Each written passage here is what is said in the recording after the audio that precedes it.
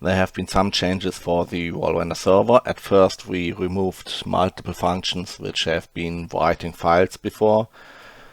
Some of the functionality was already replaced with the first release of rrender 9. For example, the HTML and FTP upload was replaced with the Pigeonloft website, or the preview images for each job have been created by clients already.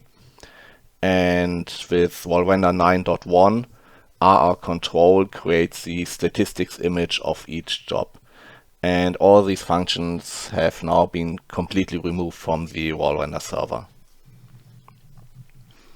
Then we have added more events for the rrServer.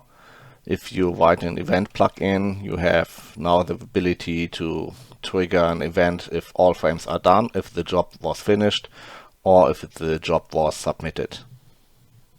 Most of the changes have been done for rrControl. At first, it is now able to display up to 70,000 jobs, and the request for new jobs is done in a separate thread. So if your network connection is slow, the user interface does not freeze anymore as long as the job list is received.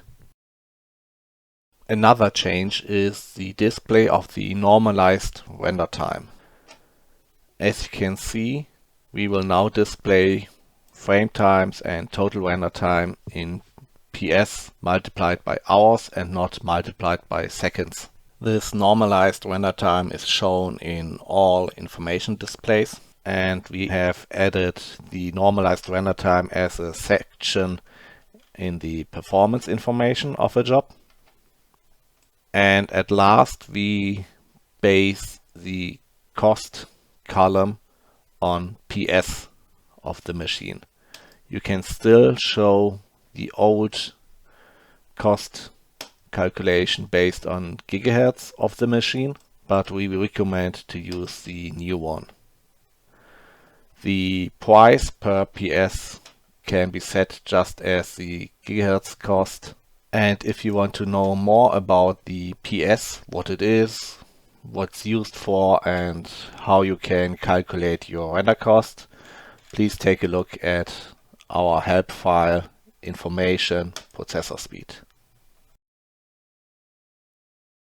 We have done some small changes to the layout. At first, the user information is now displayed on top, and you can change the background of the user information.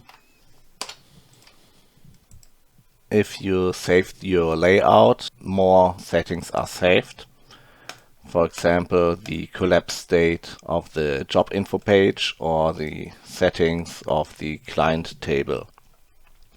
The filter and command tab can be moved to the left or right side. I recommend to just load our preset. Now you have more space for your jobs. If you don't like the command panel, you can close it, because all commands are available via right click as well. There has been a change to the approval button. If you choose one approval, it will automatically change to the last selected one. We have added a small help page for the advanced usage of the filter box. For example, that you can use a minus to exclude jobs with a special word. And if you want to use the OR mode, you don't have to add OR anymore. You can just check OR, so you will find all jobs of Jack and Roger now. Otherwise, it would search for jobs that include Jack and Roger.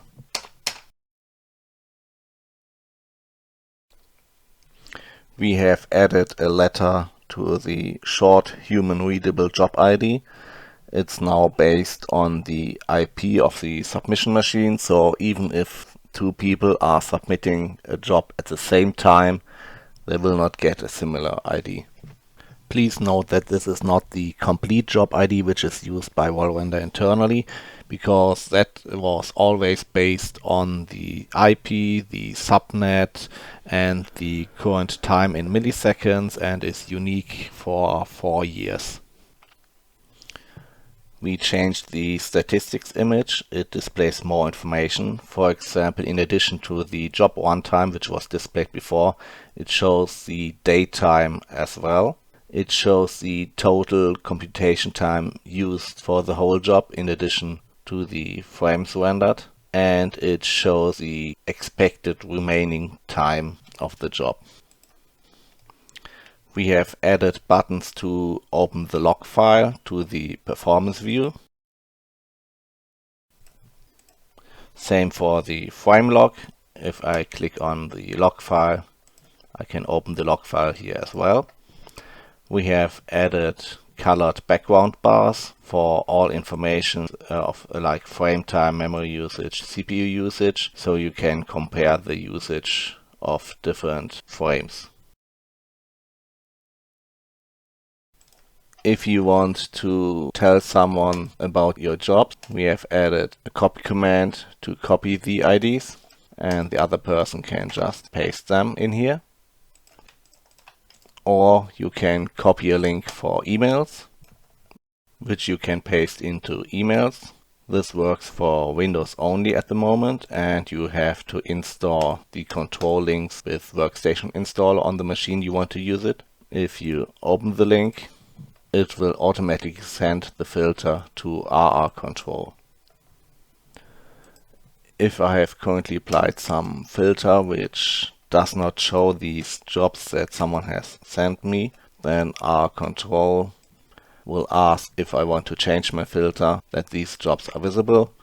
It works for any job ID with brackets pasted into the filter, so it doesn't matter if I get the job IDs via link or via some chat if someone has just sent me the readable ID.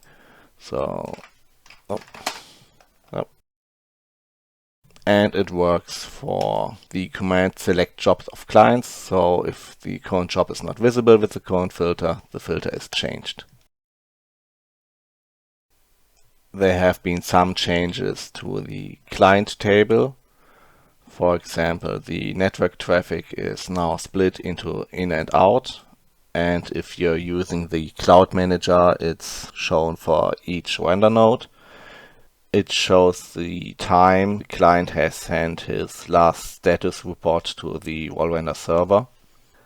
There's a new icon in the status information. If I'm sending a command, then it will display, okay, one command is pending, and the next time the client connects to the server, it will receive the command.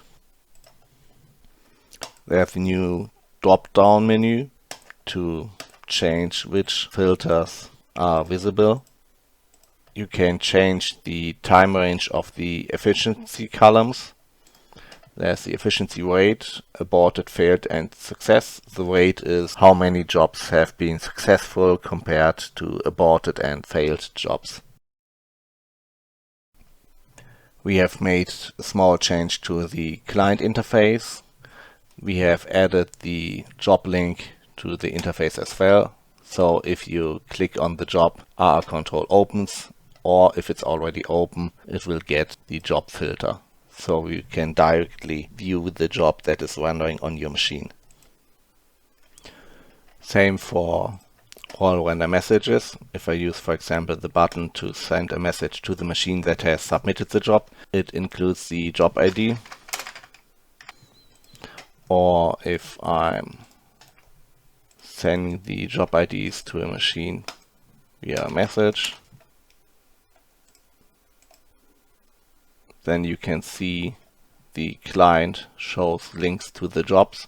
If I click on one link, then only this job is displayed.